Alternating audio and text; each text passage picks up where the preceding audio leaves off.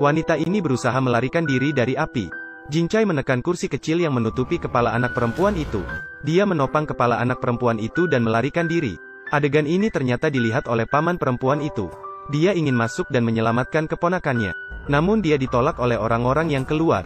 Ketika dia bangkit dan ingin masuk lagi, seluruh rumah mulai runtuh.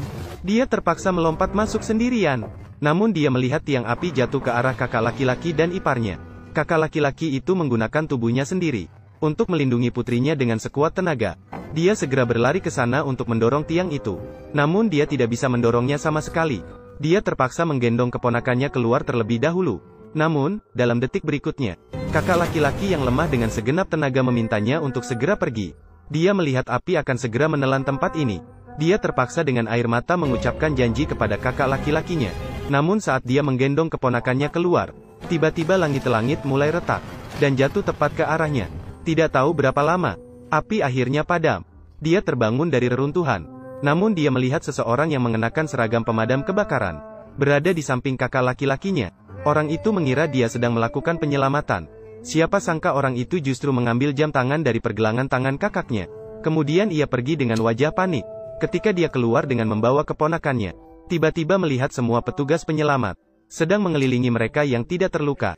Orang-orang kaya dan berkuasa bertanya dengan penuh perhatian, tidak peduli pada dirinya dan keponakannya. Sampai saat ini, Johan benar-benar menyadari kegelapan di kalangan masyarakat elit. Sebenarnya, kakaknya hari ini akan menyumbangkan harta kekayaan miliaran. Semuanya akan disumbangkan ke sebuah kelompok kekayaan untuk membantu orang-orang miskin. Namun saat ini, Johan tidak lagi percaya pada mereka, terutama wanita yang melarikan diri dengan menginjak-injak keponakannya. Johan bersumpah untuk membuatnya membayar harga yang pantas. 10 tahun berlalu dengan cepat. Johan menjadi hakim bintang yang menjadi perhatian semua orang. Dia masih dengan mudah bergerak di antara para elit kekayaan dan berkuasa, dan yang mendukungnya naik ke posisi itu. Itu adalah wanita yang dulu menginjak-injak keponakannya. Perempuan itu adalah Cha Kyung-hee yang melarikan diri dari kebakaran.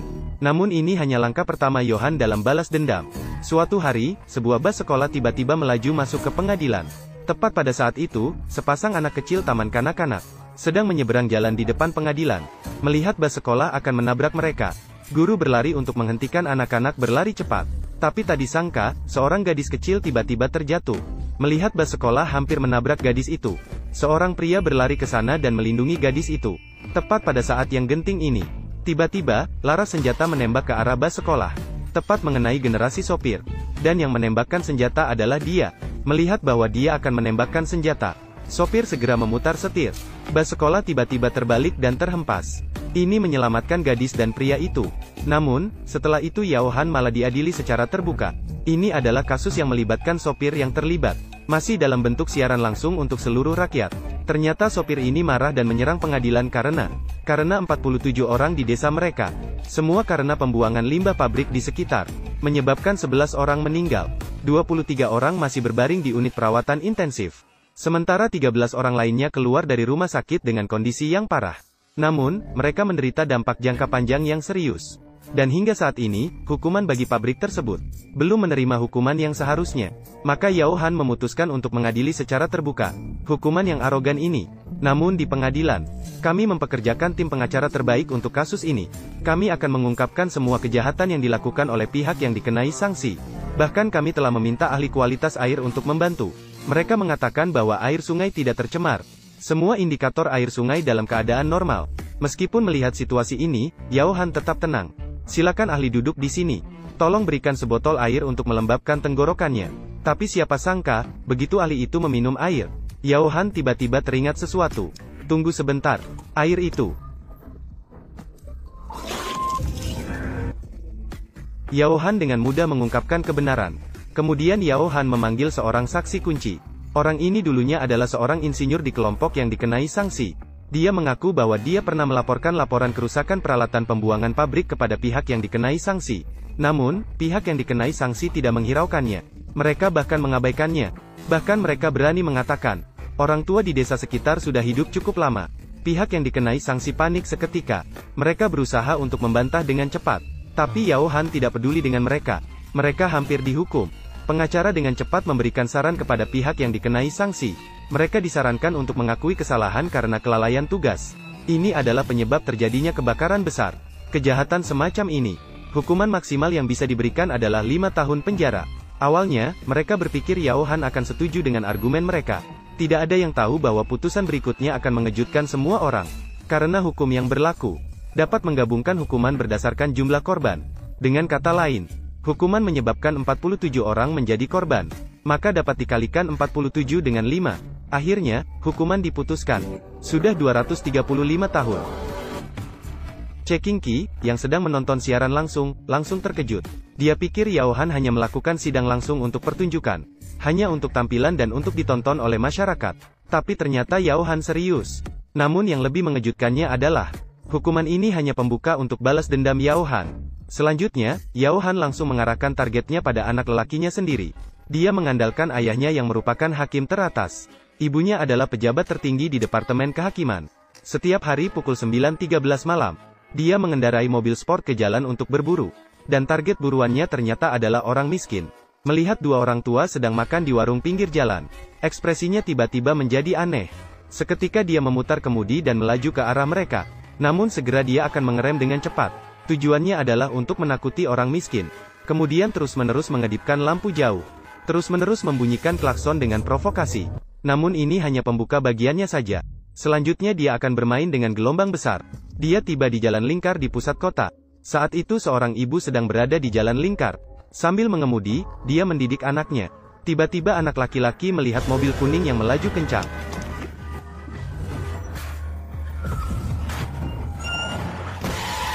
Untungnya, ibu dan anak tidak apa-apa. Namun, orang kaya kedua itu dengan tidak tahu malu menyalahkan mereka. Kemudian dia tertawa gila dan terus berputar-putar di jalan lingkar.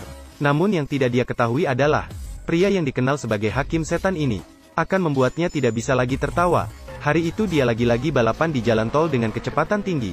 Tiba-tiba sebuah mobil balap berwarna perak meluncur keluar. Dia terus-terusan mengedipkan lampu jauh di belakang orang kaya kedua itu. Seolah-olah mengeluarkan tantangan seperti dalam perang. Orang kaya kedua itu tidak akan menunjukkan kelemahan saat melihat situasi ini. Langsung menginjak gas dan melaju dengan kecepatan 180. Namun jelas mobil balap perak ini memiliki performa yang lebih baik darinya. Tidak lama kemudian, mereka berdua berjalan sejajar. Kecepatan kedua mobil bahkan melewati kereta api yang ada di sebelahnya. Sementara orang di dalam mobil balap perak ini adalah hakim setan, Jiang Yao Han. Dia membuka jendela mobil. Dengan riangnya, dia menantang orang kaya kedua itu. Ini membuat anak kaya ketakutan. Sebenarnya ada orang yang lebih gila dariku. Cepat, tambahkan tenaga dan kabur. Tapi bagaimana Yao Han bisa membiarkannya begitu saja? Satu mobil mempercepat dan berhenti di depannya. Membuat anak kaya ketakutan dan segera mengarahkan kemudi untuk berhenti. Merasakan sensasi dipermainkan dengan jelas. Anak kaya marah dan langsung ingin menghukum Yao Han.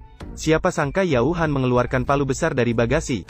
Kemudian ia perlahan-lahan mendekati anak kaya sambil menyeret palu. Kali ini anak kaya benar-benar ketakutan. Meskipun mulutnya terus mengatakan tentang kebudayaan nasional, tubuhnya jujur terus mundur.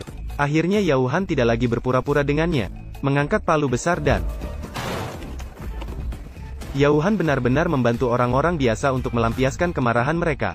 Pada saat ini, anak kaya baru menyadari, Yao Han adalah orang di TV yang dijatuhi hukuman mati. Hukuman penjara 235 tahun bagi iblis. Dia seketika merasakan firasat buruk. Memang, Yao Han yang merusak mobil datang ke kabin pengemudiannya. Mengambil sebungkus tepung dari dalamnya. Anak kaya menjadi bingung seketika melihatnya. Segera mengambilnya dan berkata ini bukan milikku. Tentu saja Yao Han tahu ini bukan miliknya. Karena ini adalah yang ia ambil diam-diam dari sarung tangannya sendiri. Tujuannya adalah untuk menjebakmu, si kaya generasi kedua. Sebentar lagi, Han akan mengumumkannya di depan media. Akan mengadili si kaya generasi kedua secara terbuka. Saat melihat berita, Checking Ki langsung terkejut. Baru saja mengadili magnat bisnis teratas. Sekarang ingin mengurus anakku lagi. Apa sebenarnya yang dia inginkan? Segera menelepon untuk janjian bertemu dengan Han. Dia bertanya pada dirinya sendiri apa yang harus dilakukan. Hanya kamu yang akan memaafkan anakku. Siapa sangka Han malah meminta dia untuk mengaku terbuka. Kasus salah yang pernah dia adili 19 tahun yang lalu. Checking Ki terdiam sejenak. Langsung mengakhiri transaksi ini. Dia bisa mencapai posisi ini hari ini. Tidak tahu berapa banyak kecurangan yang telah dilakukan. Bagaimana dia bisa dengan mudah mengorbankan karirnya yang ambisius hanya demi anaknya, menyerah pada kekayaan dan posisi saat ini. Maka dia meminta maaf secara terbuka di depan media. Bahkan berharap anaknya menerima hukuman yang pantas. Namun dia tidak pernah menyangka, akhirnya Han akan menjatuhkan hukuman pada anaknya. dan surat persetujuan eksekusi harus ditandatangani oleh Menteri Kehakiman sendiri. Saat ini, Cekingki sangat menderita. Namun akhirnya dia gemetar saat menandatangani namanya. Meskipun kejam. Namun, setelah itu dia diam-diam datang ke penjara untuk menjenguk anaknya. Melihat luka-luka putranya yang terbuka dan berdarah. Bahkan saat tidur pun tubuhnya terus bergetar. Hatinya hancur. Maka dia bersumpah dalam hati. Dia pasti akan membuat orang-orang itu membayar. Pertarungan antara kedua belah pihak dimulai. Pelayan wanita gemetar dengan wajah penuh kesedihan. Orang kaya yang berkacamata di samping diam-diam mengeluarkan uang dari saku roknya. Melihat itu, sekretaris segera mendorong pelayan wanita itu. Dia berbohong bahwa ada urusan penting yang harus dia sampaikan kepada ketua. Namun begitu dia sampai di ruang bawah tanah. Siapa sangka ketua yang terkena pukulan itu sama sekali tidak marah. Malah dia terkejut dan terus meminta maaf. Kemudian dengan mahir dia melakukan plang. Namun sekretaris sama sekali tidak berniat membiarkannya pergi. Dalam sekejap, ketua segera dengan keras dan terus-menerus membungkuk, untuk meredakan kemarahan sekretaris. Dia berkata dengan hati-hati, dia hanya sampah yang mencemarkan perempuan lemah. Namun sebelum kata-katanya selesai, dia langsung menunjukkan rasa takut. Terlihat sekretaris dengan wajah muram mendekatinya. Dia membungkuk.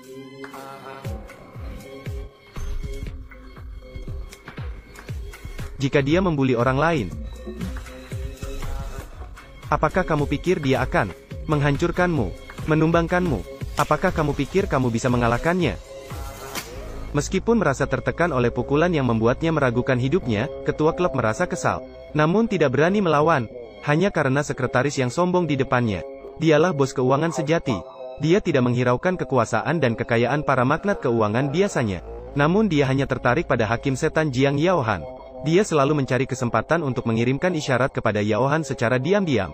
Namun Yaohan tidak pernah mempedulikannya. Hal ini membuat San Ya sangat marah. Untuk memberikan pelajaran kepada Yaohan yang selalu beruntung, dia sengaja mencari Menteri Kehakiman Cekingki. Ternyata sejak anaknya menjadi korban kekerasan Yaohan, Cekingki bersumpah untuk membalas dendam pada Yaohan. Dia dengan sukarela tampil di acara untuk menunjukkan luka-luka di punggung anaknya. Dia menangis dengan sedih untuk mendapatkan simpati dari masyarakat. Dia ingin masyarakat mengutuk Yaohan. Namun kekuatan serangan ini sama sekali tidak cukup. Jadi Sun Ah memberi nasihat pada Cha Kyung-hee untuk menggunakan kekuasaannya sendiri, mengatur persidangan langsung yang sangat kontroversial untuk Yaohan. Seorang selebriti segera duduk di pengadilan Yaohan. Ternyata selebriti ini pernah melakukan pelecehan terhadap pemeran pendukung, perancang busana, bahkan pemain figuran. Jaksa langsung mengajukan permohonan untuk melakukan kastrasi fisik padanya. Yaohan Wenyan langsung terpaku. Saat itu, Sanya perlahan-lahan masuk. Dia tersenyum sinis pada Yaohan. Yaohan segera menyadari bahwa persidangan ini terkait dengannya. Yaohan terjebak dalam dilema. Jika setuju untuk menghukum mati selebriti, meskipun masyarakat senang, tapi akan terluka seperti melihat luka pada orang kaya. Merasa terlalu kejam. Tapi jika tidak setuju, masyarakat akan merasa kecewa lagi. Apapun yang terjadi, reputasi Yaohan akan hancur. Sanya dengan percaya diri berpikir, Yaohan akan jatuh dari tahta karena persidangan ini. Padahal, putusan akhir Yaohan tidak hanya memuaskan semua pihak, bahkan membuat orang terkesan. Di dalam pengadilan, Yaohan akhirnya memutuskan, hanya menjatuhkan hukuman penjara 20 tahun pada selebriti. Namun, penjara tempat menjalani hukuman tidak berada di Korea, tetapi di sebuah penjara di Amerika, penjara khusus untuk pelaku pemerkosaan. Setelah perkataan ini, semua orang terkejut. Yaohan dengan tenang menunjuk ke layar besar. Ternyata para narapidana di penjara itu, dengan penuh harap, mereka menyambut kedatangan selebriti. Hahaha, 20 tahun penjara, selebriti ini akan menderita. Seketika semua orang bangkit dan memberikan tepuk tangan serta pujian kepada Yaohan. Namun hanya ekspresi sedih dari Sanya yang menurun. Jika trik ini tidak bisa mengalahkanmu, maka mari kita coba yang langsung. Malam, Yaohan tiba-tiba menerima undangan dari kelompok konglomerat keuangan. Tanpa banyak berpikir, dia langsung pergi ke tempat pertemuan yang telah disepakati. Tiba-tiba sebuah mobil langsung melaju ke arahnya. Sebelum dia bisa bereaksi, Yaohan yang bangun dengan cepat menyadari, dia terikat di dalam sebuah ruangan yang aneh. Dekorasi di sini tidak hanya mirip dengan kamar masa kecilnya, tetapi juga ada beberapa foto tampan dirinya. Pada saat itu, seorang wanita berjubah panjang masuk perlahan. Sanya datang ke depannya, menggoda dia dengan indah. Kemudian, dia mengetuk 3 batang emas sebesar bata di atas meja, berusaha memaksa pengakuan dari pria di hadapannya. Namun pria itu sama sekali tidak terpengaruh. Sepertinya masih kurang. Jadi dia mengambil 2 gong lagi di atasnya. Tapi pria itu berkata bahwa dia tidak akan pernah tunduk pada uang. Pada saat itu, Yao Han masuk. Apakah 2,5 miliar tidak cukup? Apakah 2 miliar cukup? Pria itu jelas agresif. Tidak mau mengatakannya, kurangi lagi 500 juta. Kali ini pria itu agak panik. Tapi kamu masih belum bicara. Masih belum bicara ya? Setelah bicara, cepat tutup 2 yang tersisa. Hahaha. Tetap saja metode jahat hakim iblis kita sangat cerdik. Setelah mendapatkan informasi dengan cepat, mereka pergi ke kebun buah. Ternyata untuk mencari petani yang tampaknya tidak berbahaya ini. Tapi 10 tahun yang lalu dia menggunakan skema Ponzi. Menipu uang hasil kerja keras 800 miliar dari banyak keluarga. Dan rekan kerja Han, Xiao Jin, juga salah satu korban. Setelah ditipu, ayahnya bunuh diri dengan melompat dari gedung. Ibunya juga meninggal karena marah. Melihat hewan yang sekarang bisa hidup bahagia, Xiao Jin ingin membunuhnya di tempat. Tapi Han berani menghentikannya dengan tiba-tiba. Karena hewan ini adalah mereka. Menjatuhkan umpan penting untuk mengalahkan Ceking Ki. Pada awalnya, hewan ini seharusnya menjalani hukuman penjara seumur hidup. Tapi Menteri Kehakiman Ceking Ki menyelamatkannya dengan menggantikan orang lain.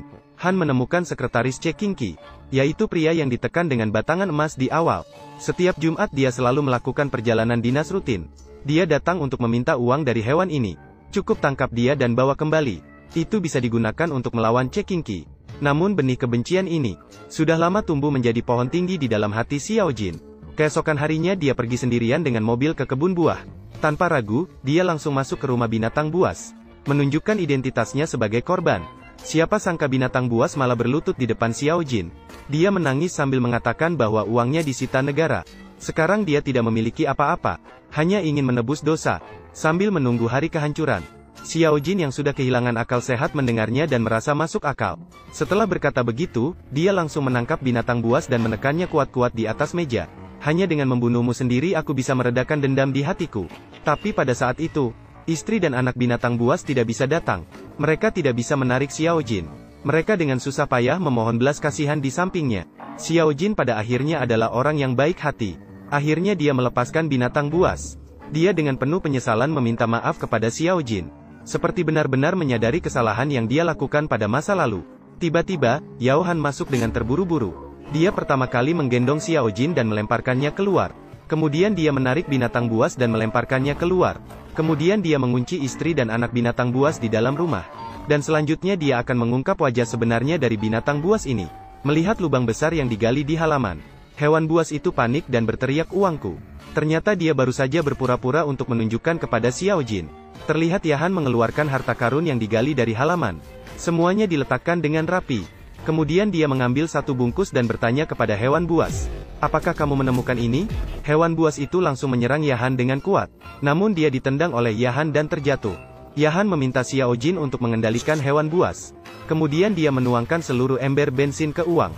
Namun yang aneh adalah, Yahan malah menuangkan ember bensin lainnya di sekitar rumah tempat hewan buas dan keluarganya ditahan. Di sekitar rumah tempat istri dan anak hewan buas ditahan. Adegan penting dimulai. Yahan pertama-tama menyalakan rumah. Kemudian dia menyalakan tumpukan uang tersebut. Xiao Jin dengan kuat berusaha masuk untuk menyelamatkan orang-orang. Namun dia dicegah oleh Yahan. Dia ingin Xiao Jin melihat dengan jelas mata jahat hewan buas tersebut. Terlihat hewan buas itu sepenuh hati terjun ke tumpukan uang yang terbakar. Dia sama sekali tidak peduli dengan keselamatan istri dan anaknya. Adegan yang lebih dramatis datang. Hewan buas itu dengan susah payah mengambil beberapa uang. Namun dia menemukan bahwa semuanya palsu. Dia segera tertawa gila. Dia bersyukur uangnya tidak terbakar. Dalam sekejap, dia menjadi bodoh. Sang istri dan anak perempuan keluar dari rumah yang terbakar tanpa selai rambut pun terluka. Melihat suami dan ayah yang tidak peduli dengan keselamatan diri sendiri, sang istri dan anak perempuan sangat kecewa. Binatang itu masih ingin menjelaskan kepada mereka. Namun dia ditampar dengan keras oleh istrinya. Hahaha, orang jahat pada akhirnya tidak bisa mengubah perbuatannya yang jahat. Dan dia akan kehilangan segalanya karena itu. Sekarang, Yohan memiliki kartu truf lain untuk melawan Cha Kyung-hee. Namun target yang ingin dia hancurkan bukan hanya Cha Kyung-hee, tetapi juga para elit dan konglomerat yang terlibat dengan Cha Kyung-hee. Mereka mengenakan mahkota melayani rakyat, meluncurkan kampanye penggalangan dana untuk seluruh rakyat negara, mengklaim ingin membangun sebuah pusat impian. Namun sebenarnya ini adalah cara bagi kekuatan jahat di atas untuk mengumpulkan kekayaan. Yang harus dilakukan Yohan selanjutnya adalah mengungkapkan mereka di depan seluruh rakyat negara. Dia mengadakan konferensi pers, mengungkap semua anggota inti yang terlibat dalam proyek ini. Di antaranya tidak hanya Cha Kyung-hee, tetapi juga presiden dan para konglomerat terkemuka. Para elit yang sedang menonton siaran langsung menjadi bingung seketika. Mereka tidak pernah menyangka, Hakim Iblis ini benar-benar menyatakan perang terbuka kepada mereka. Ternyata sejak anaknya disiksa oleh Kang Yohan, dia menjadi bodoh dan dungu. Tidak ada lagi keangkuhan saat dia dulu suka mengintimidasi orang. Ibu ini melihat dan merasakan sakit hati. Saya bersumpah akan membalas dendam kepada Jiang Yaohan. Maka dia mencari Sanya untuk melakukan transaksi.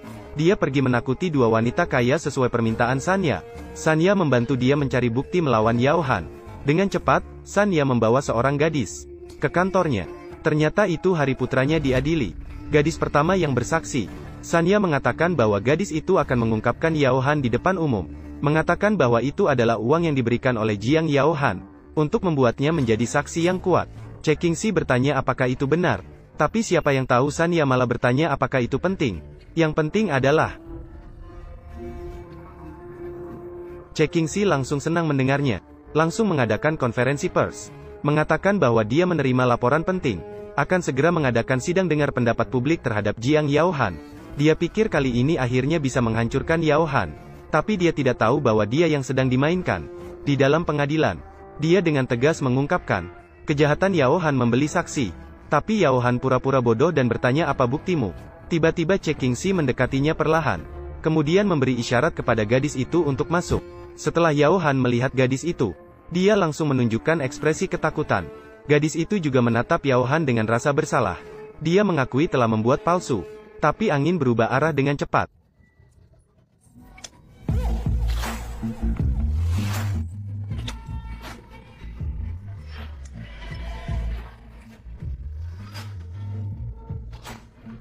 Hahaha, sekarang giliran Cekingsi yang bodoh.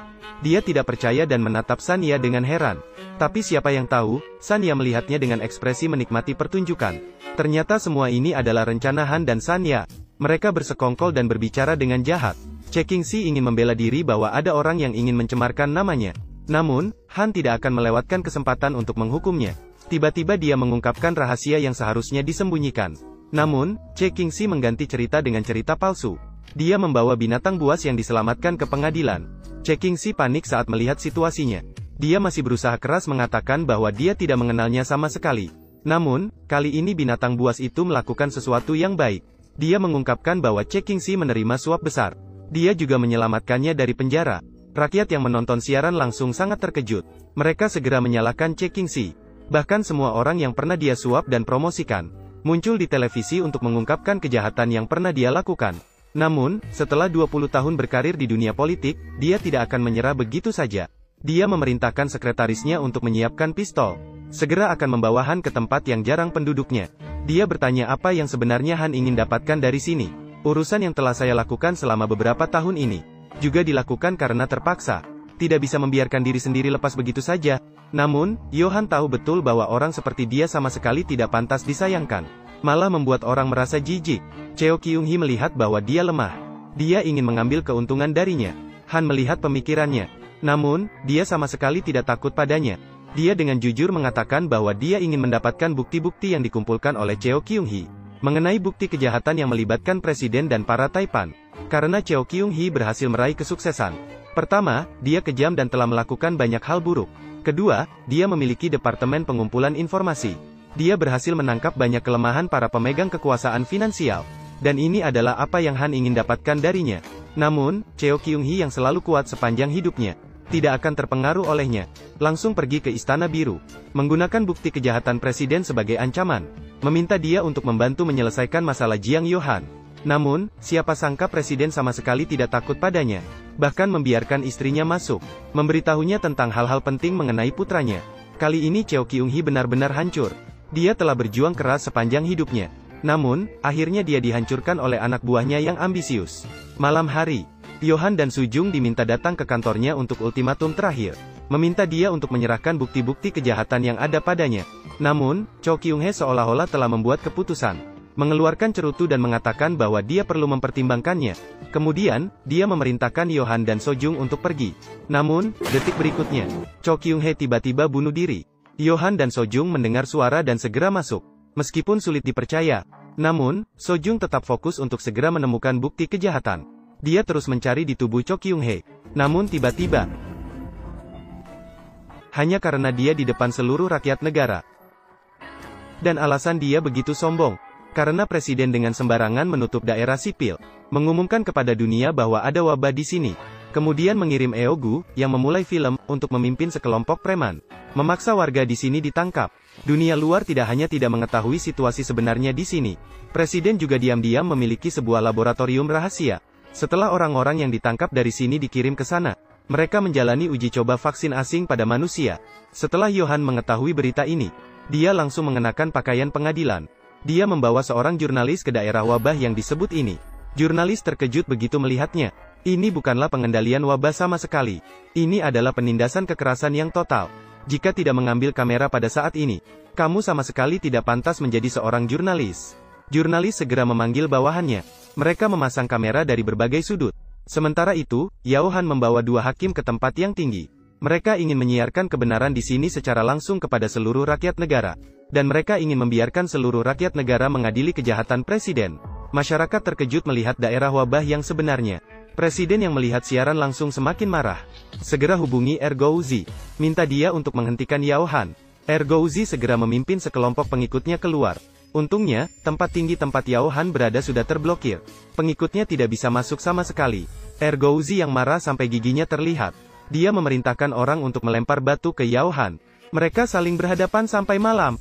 Tiba-tiba, Yaohan terkena lemparan batu. Seorang pria tua marah melihat kejadian itu. Dia berdiri dan ingin melawan kelompok sampah ini. Dia bahkan ingin berkelahi dengan Ergouzi. Tapi dia bukan lawan yang sepadan untuk Ergouzi.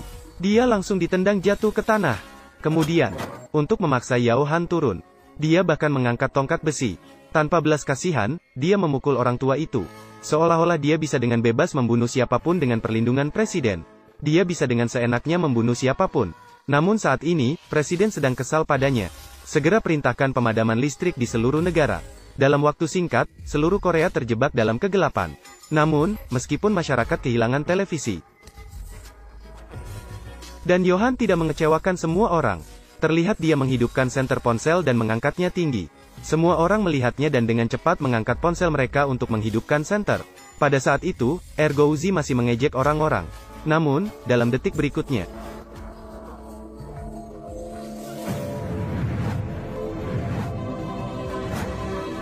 ya, kegelapan tidak pernah bisa mengalahkan cahaya. Semua orang tercemar oleh kekuatan ini. Mereka berkumpul dan melawan para penindas. Dan akhirnya, Ergouzi juga dihadapkan ke pengadilan Yohan. Yang mengejutkan adalah, pengacara yang membela dia ternyata seorang jenderal. Yohan tahu bahwa presiden masih melindungi Ergouzi. Melihat jenderal dengan lancar membela Ergouzi dari tuduhan, Yohan tidak panik. Karena dia tahu bahwa wabah kali ini dibuat-buat oleh presiden. Dia mencari seorang ahli epidemiologi sehari sebelumnya, untuk mengungkap kebohongan presiden di pengadilan. Namun, ketika dia akan memanggil ahli tersebut untuk bersaksi di pengadilan, jenderal tersebut malah mengatakan bahwa ahli tersebut telah meninggal pagi itu, karena dia tidak sengaja terinfeksi wabah. Ergouzi langsung senang mendengarnya. Seolah-olah dia akan segera mendapatkan kebebasannya kembali. Bahkan presiden pun sangat puas dengan perubahan yang menakjubkan ini. Namun, perubahan yang lebih menakjubkan baru saja dimulai. Yohan bertanya kepada jenderal, hukuman apa yang paling cocok? Tentu saja jenderal menyarankan memberikan perlakuan yang paling membebaskan kepada Ergouzi. Maka Yohan bertanya lagi kepada jaksa, apakah mereka memiliki pendapat? Dapat dilihat dari ekspresi jaksa saat melihat jenderal. Meskipun hatinya tidak puas, namun dia sulit melawan tekanan dari atasan. Setuju dengan perlakuan yang membebaskan yang diajukan oleh jenderal. Maka selanjutnya adalah pertunjukan menakjubkan dari Yohan. Terlihat dia membuka layar. Ternyata melihat bahwa Ergouzi pernah menjadi bawahan presiden. Sedang melihat presiden yang hampir tercekik saat menghadiri persidangan. Barulah mereka menyadari, kematian orang tua hanya alasan. Yohan ini ingin menggulingkan pemerintahan. Ternyata dalam detik berikutnya, Yohan langsung menanyakan pertanyaan inti. Siapa sangka Ergouzi tidak hanya mengatakan dengan setia. Tidak ada yang menyuruh dirinya.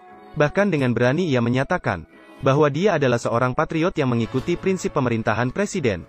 Awalnya Yohan berpikir bahwa dia tidak punya cara lagi. Ternyata dia terus-menerus memastikan dengan Ergouzi. Semua ini adalah keputusanmu sendiri. Apakah kamu juga bertanggung jawab atas konsekuensinya? Setelah mendapatkan jawaban yang tegas dari Ergouzi, Yohan memberikan hukuman yang paling cocok untuk Ergouzi. Itu adalah jawaban yang diberikan oleh presiden di ruang siaran langsung sebelumnya.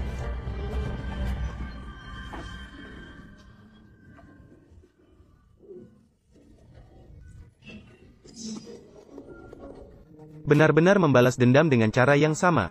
Saat ini melihat presiden yang pernah mengucapkan kata-kata tersebut, juga ingin mencari tempat untuk bersembunyi. Sementara itu, seluruh rakyat negara mulai memberikan suara di layar besar. Persentase masyarakat yang setuju dengan hukuman mati mencapai 75,5%. Melihat adegan ini, Eri langsung panik. Air mata penyesalan mengalir deras. Namun, semuanya sudah terlambat. Namun, bagaimana dengan fakta bahwa Korea Selatan tidak memiliki hukuman mati? Untuk memastikan keadilan bagi masyarakat, dia memberikan kekuasaan pengadilan kepada seluruh rakyat negara. Itu seperti di awal film. Jika setuju untuk menjalankan hukuman mati, masyarakat dapat memberikan suara melalui ponsel mereka. Semakin banyak jumlah suara yang diberikan, arus listrik yang diberikan kepada Eri semakin besar. Jika jumlah suara melebihi 1 juta, Eri akan langsung mati terkena aliran listrik tinggi. Pada awalnya, masyarakat masih merasa itu sedikit kejam. Ragu-ragu apakah harus meningkatkan arus listrik untuk Eri. Namun ketika seseorang memberikan suara, mereka menyadari bahwa Eri mengalami penderitaan yang lebih parah. Ketika hampir mati terkena aliran listrik, ternyata, Saekin tiba-tiba mengadakan konferensi pers dan mengungkapkan rahasia. Dia mengatakan bahwa pengadilan terbuka di Korea Selatan selalu melakukan pemalsuan. Bagaimana jika Korea Selatan tidak memiliki pandemi COVID-19? Presiden mereka justru sengaja menyebarkan virus. Sekretaris di sampingnya benar-benar tidak tahan mendengarnya. Terlihat dia bangkit perlahan-lahan, berjalan dengan wajah muram menuju presiden. Kemudian, dua pengusaha besar di samping tidak bisa menahan diri untuk menepuk tangan kecil sekretaris. Presiden dengan wajah marah ingin bangkit melawan. Ternyata sekretaris langsung menekannya. Monyet kecil, kamu hanyalah monyet kecil yang aku sia-siakan. Kamu tidak tahu, apakah kamu benar-benar menjadi seorang pemimpin yang hebat? Namun, presiden masih tidak terima, mendorong sekretaris dan menelepon penjaga keamanan. Ternyata setelah penjaga keamanan datang, mereka sama sekali tidak menghiraukan perintah presiden. Malah mereka membungkuk hormat kepada sekretaris. Kemudian mereka melemparkan senjata dan mengarahkannya ke presiden. Kali ini presiden benar-benar kaget. Bahkan dua pengusaha besar di sampingnya dengan kejam mengejeknya. Ternyata presiden ini hanya boneka yang diangkat oleh pengusaha besar demi keuntungan. Dia hanya boneka yang diangkat secara sembarangan. Sementara sekretarisanya adalah dalang di balik layar. Penguasa yang benar-benar memiliki kekuasaan. Awalnya, pengusaha besar yang dipimpin olehnya membuat zona wabah palsu, hanya untuk mengusir warga biasa di dalamnya. Ingin membangun kampung miskin untuk mencari uang. Namun tidak menyangka bahwa kebenaran zona wabah akan terungkap melalui siaran langsung. Mengungkap kebenaran tentang zona wabah, untuk menutup mulut masyarakat. Inilah awal dari semuanya. Presiden boneka ingin menyebarkan virus dengan triknya. Namun, para Taipan tidak ingin masalah ini berkembang menjadi tidak terkendali. Maka, Sanya mengatur seorang pembunuh. Ketika Yohan dan mereka selesai siaran langsung, ingin membunuh Yohan langsung. Siapa sangka pacar Seojin, Suhyun, tiba-tiba datang juga.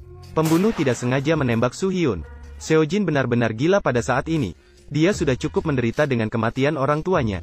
Orang yang dicintainya mati di hadapannya sekarang. Dia bersumpah akan membalas dendam untuk Suhyun. Tanpa sadar, dia telah menjadi pionsanya untuk menghadapi Yohan. Seojin awalnya yakin bahwa Taipan yang membunuh Suhyun. Namun, gurunya yang merupakan seorang hakim memberitahunya, Suhyun sedang menyelidiki Yohan sebelum kematiannya. Mencurigai kebakaran gereja 10 tahun yang lalu.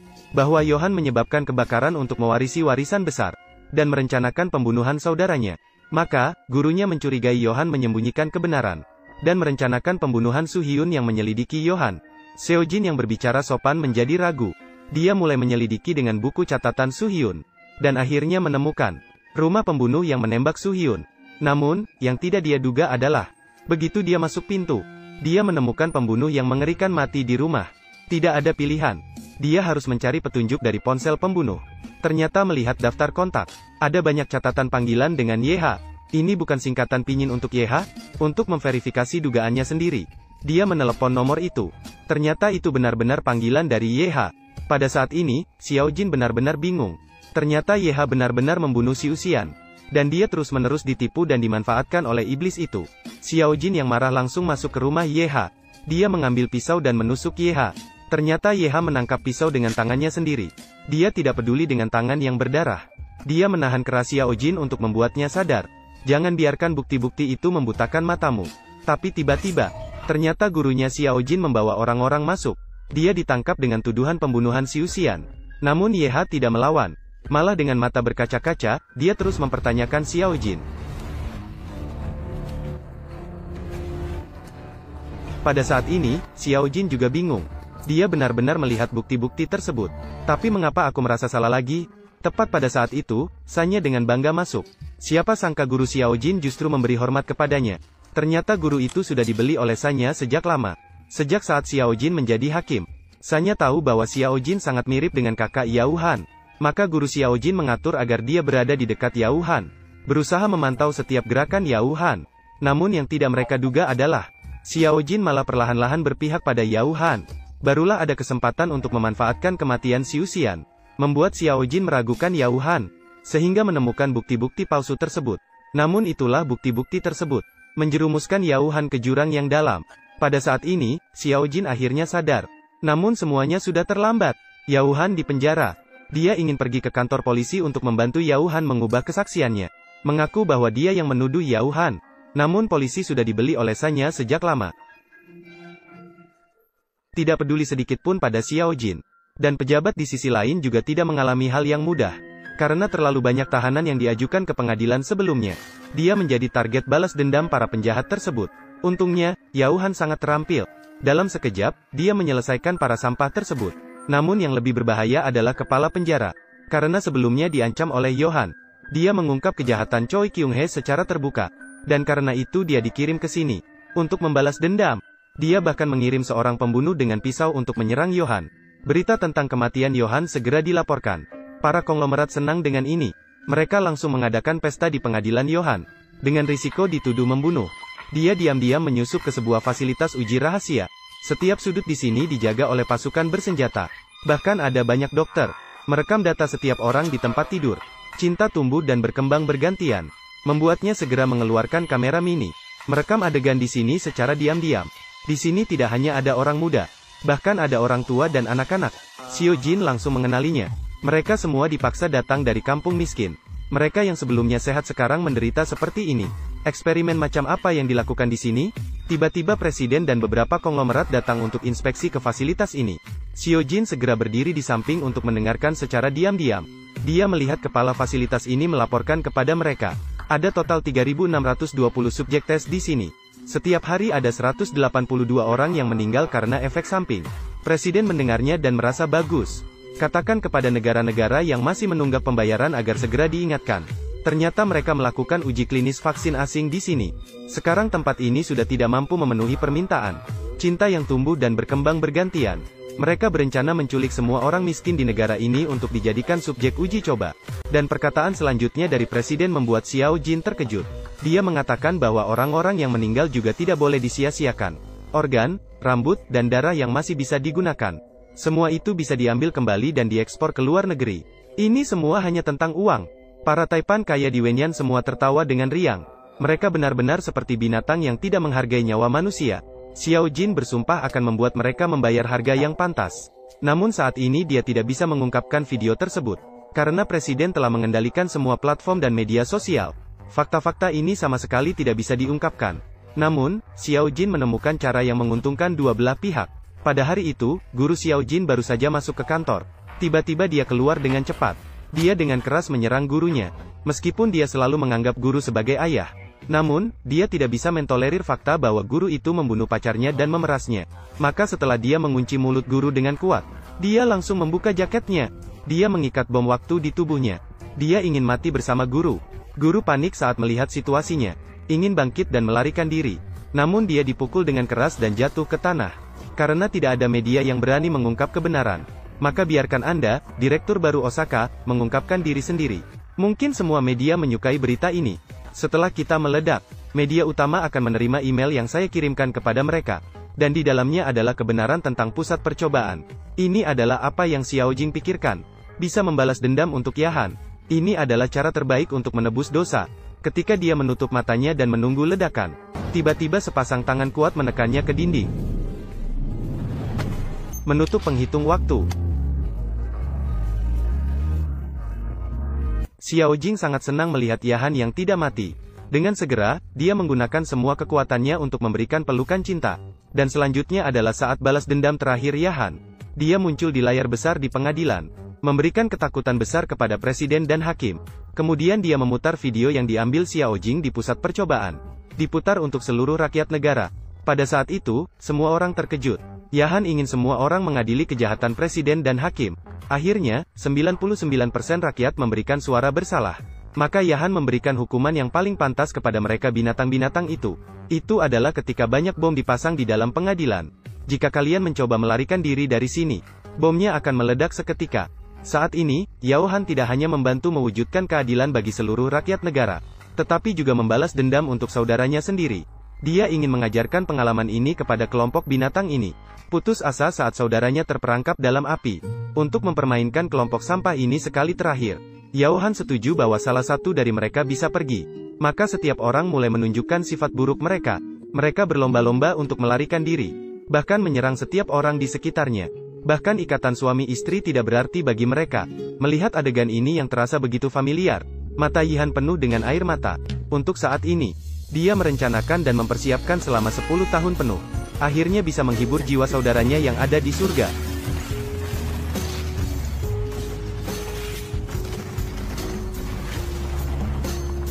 Teater eksklusif Yoyo Television Series.